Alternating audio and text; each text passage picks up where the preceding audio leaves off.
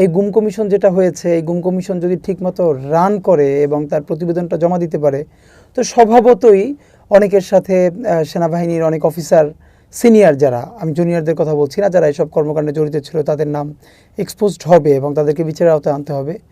দ্বিতীয়ত, আমরা জানি পিলখানা নিয়ে যে কমিশনটা গঠিত হয়েছে, এটার কাজ চলছে খুব ভালোভাবে।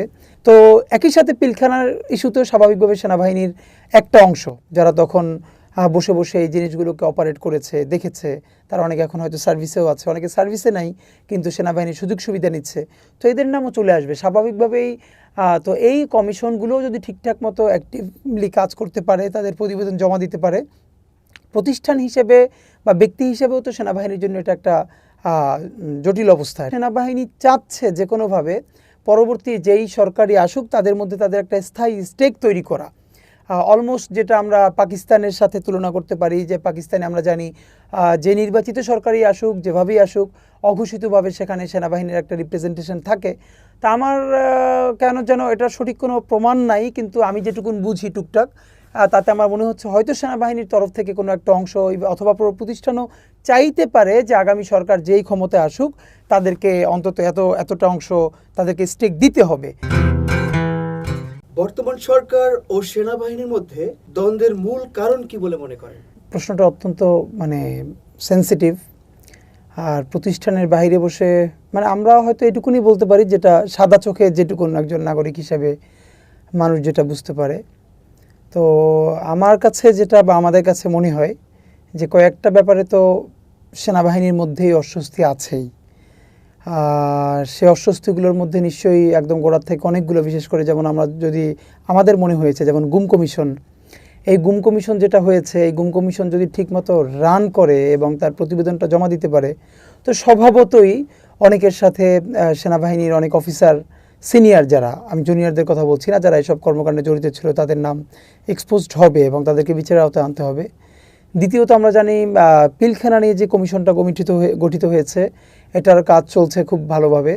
তো এই পিলখানা কমিশনে এমন অনেক ডকুমেন্টেশন এসছে যেভাবে এমনকি জাহাঙ্গীর কবির নানক থেকে শুরু করে হয়তো অনেকে যারা হয়তো বলেছেও যে শেখ হাসিনা তাদেরকে সরাসরি আদেশ দিয়েছে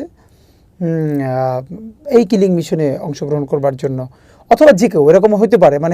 এগুলো আমরা কোনো থেকে জানতে পারছি না, যে ইনস্টিটিউট থেকে বা অথেন্টিক সোর্স থেকে আমরা জানছি এইসব কমিশনে যারা সাক্ষী দিচ্ছেন বা যাচ্ছেন, তো তাদের সাথে তো আমাদের টুকটাক কথা হয়, তো তারা বলছেন যে তারা ওখানে গিয়ে কি সাক্ষী দিচ্ছেন।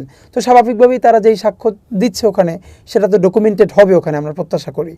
তো একই সাথে পিলখানার ইস্যুতেও স্বাভাবিকভাবে সেনাবাহিনীর একটা অংশ, যারা তখন বসে বসে এই জিনিসগুলোকে অপারেট করেছে, দেখেছে, তারা অনেকে এখন হয়তো সার্ভিসেও আছে, অনেকে সার্ভিসে নাই কিন্তু সেনাবাহিনীর সুযোগ সুবিধা নিচ্ছে, তো এদের নামও চলে আসবে স্বাভাবিকভাবেই।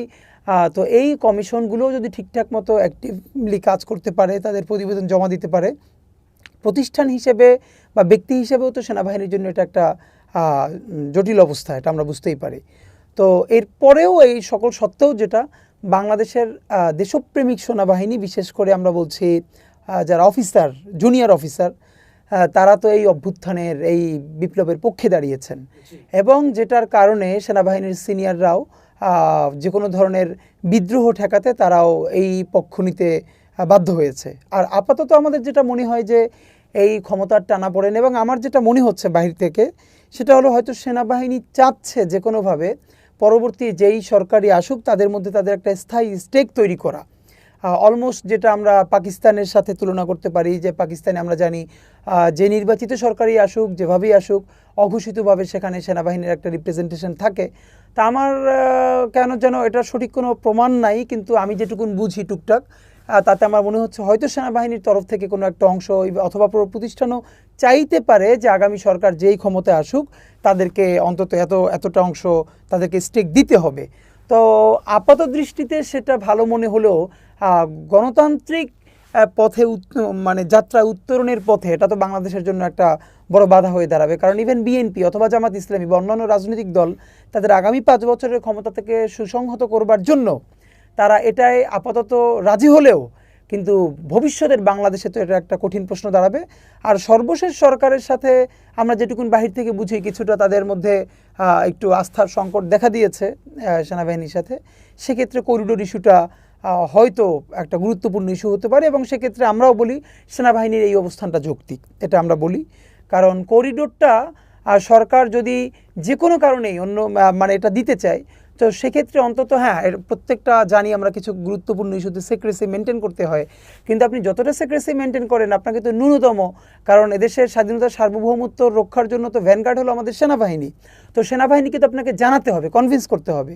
দ্বিতীয়ত রাজনৈতিক দলগুলো বিএনপি, জামাত ইসলামী, অপরাপর অন্য সকল রাজনৈতিক দল, তাদেরকে তো আপনাকে বুঝাতে হবে। তো সবাইকেই আপনি অন্ধকারে রেখে বা আপনি কোনো কিছু না জানিয়ে আপনি এরকম একটা ডিসিশন নিলে সেক্ষেত্রে সেনাবাহিনী যদি বিরোধিতা করে, এটার অত্যন্ত যৌক্তিকতা আছে।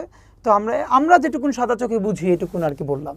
ডক্টর ইউনূস পদত্যাগ করলে গণ অভ্যুত্থানের কোনো ক্ষতি হবে কি বলে মনে করেন? হ্যাঁ, গণ অভ্যুত্থানের ক্ষতি তো হবেই, কারণ ডক্টর ইউনূস হচ্ছেন সেই ব্যক্তি যে এই বাংলাদেশের 18 কোটি জনগণ কোনো ধরনের যদি কিন্তু ছাড়াই যাকে প্রধান উপদেষ্টা হিসেবে মেনে নিয়েছে। এবং আপনি খেয়াল করবেন যখন হাসিনার পতন হয়ে যায় 2-3 দিন যখন টার্মোইল চলছিল সরকার গঠন নিয়ে, তখন আমি তো এটা নিশ্চিতভাবে বলতে পারি যে একমাত্র ডক্টর ইউনূস ছাড়া অন্য যে কাউকেই যদি প্রধান উপদেষ্টা হিসেবে বলা হতো বা প্রস্তাব করা হতো, ডক্টর ইউনূসের প্রশ্নে সারা বাংলাদেশ যেভাবে এক সারিতে দাঁড়িয়েছে এটা আর কারো ক্ষেত্রে হতো না।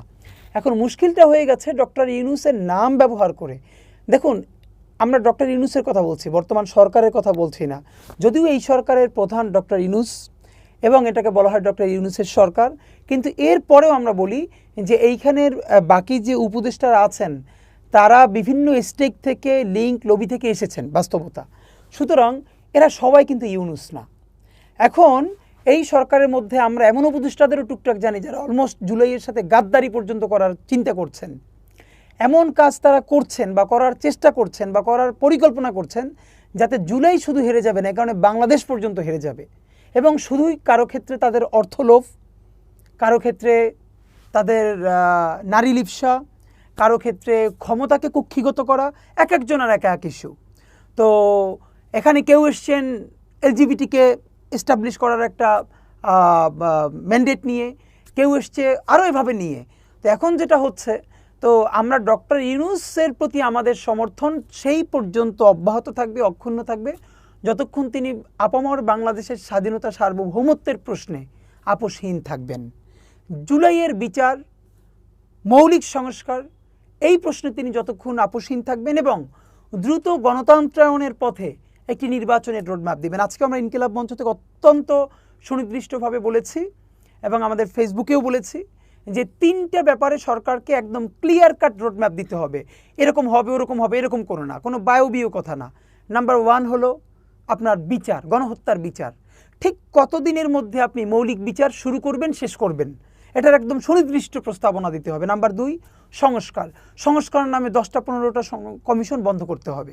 এটা তো আগামী 5 বছরও শেষ হবে না, আপনাকে অন্তহীন কাজ করতে হবে।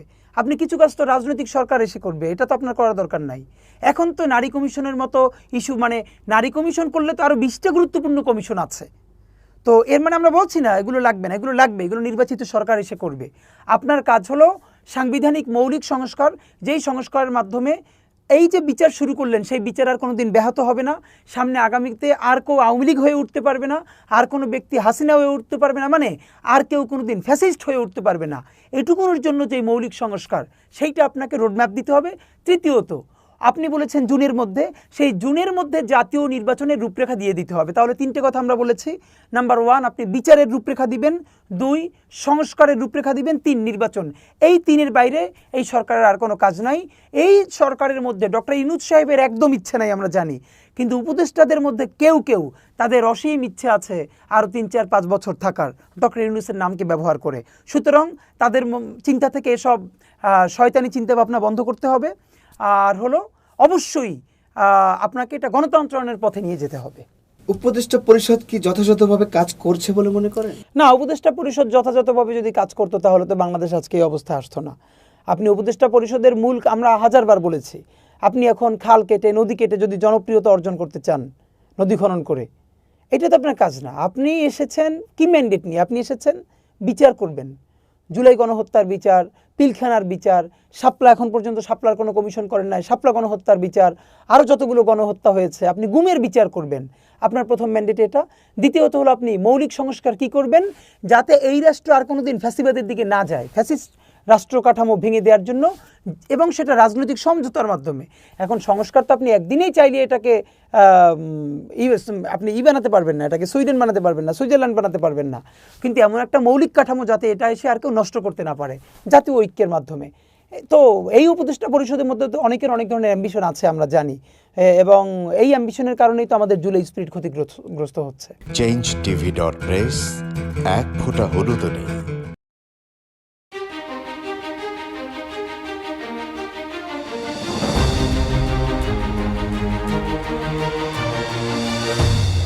পহেলা জানুয়ারি 2026 ইউটিউব জার্নালিজমের অগ্রদূত changetv.press সংগ্রাম মুখর 7 বছর পেরিয়ে পা দেবে গৌরবান্বিত 8 বছরে। এই আনন্দ প্রহরে সবাইকে নিরন্তর শুভেচ্ছা।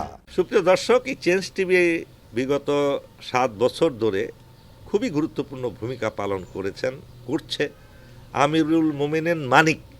উনি তো এখন বাংলাদেশে একটা ন্যাশনাল ফিগার হয়ে দাঁড়িয়েছেন। তিনি সত্যকে ধারণ করে আছেন, সত্য প্রচার করে, সত্যের প্রকাশ করে, সত্য ধারণ করে তিনি একটা পরিবর্তন আনতে চেয়েছেন এই সমাজে। আমি আশা করি এটাতে অনেকে উদ্বুদ্ধ হয়েছেন, এবং এই চেঞ্জ টিভির ভূমিকা অন্যকে অনুসরণ করার জন্য আমি আবেদন জানাবো। একই সাথে চেঞ্জ টিভির কর্তৃপক্ষ এবং দর্শক শ্রোতাকে আমার ব্যক্তিগত দোয়া এবং শুভেচ্ছা রইল। changetv.press এক ফোঁটা হলুদও নেই।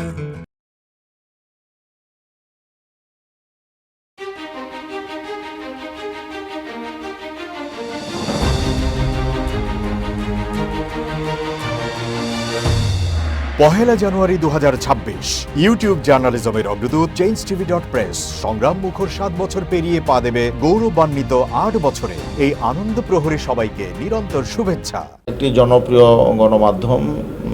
আমরা দেখেছি যে 5ই আগস্টের আগেও তারা এই ফেসিবাদ বিরোধী, ওই সময়েও ফেসিবাদ বিরোধী ভূমিকা পালন করেছে এবং সাহসিকতার পরিচয় দিয়েছে। অনেক সাক্ষাৎকারটা প্রকাশ করেছে এবং অনেক প্রতিবেদন প্রকাশ করেছে। 5ই আগস্টের পরে অভ্যুত্থান পরবর্তী নতুন বাংলাদেশ বিনির্মাণে চেঞ্জ টিভি আরও গঠনমূলক ভূমিকা পালন করুক, জনগণের মুখপাত্র হোক এবং নতুন বাংলাদেশ বিনির্মাণে তারা সহযোগী হোক, এই প্রত্যাশা রাখি।